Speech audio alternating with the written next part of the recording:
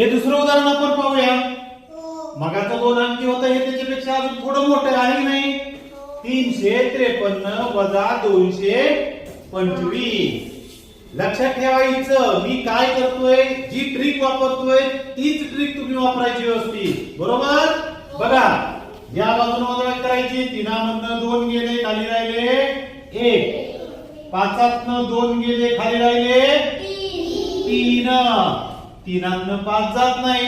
मग काय करायचं, 5 3 घालवायचे. 5 3 घालवले किती राहिले 2.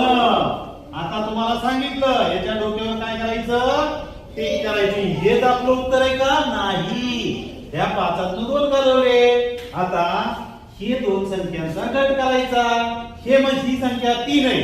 हे 3 म्हणजे किती 30. याच्यातनं 2 वजा करायचे. 30 मधनं 2 वजा केले राहिले किती हे 28 या ठिकाणी लिहायचं. आणि हा जो 1 राहिलेला आहे तो तिथे लिहून टाकायचा. हे झालं उत्तर. आहे का नाही. हातच्या दिवसा वाक्य हातच्या न धरता अगदी सोप्या पद्धतीनं आहे की नाही. आता याच्यापेक्षा अजून थोडं मोठं उदाहरण पाहूया.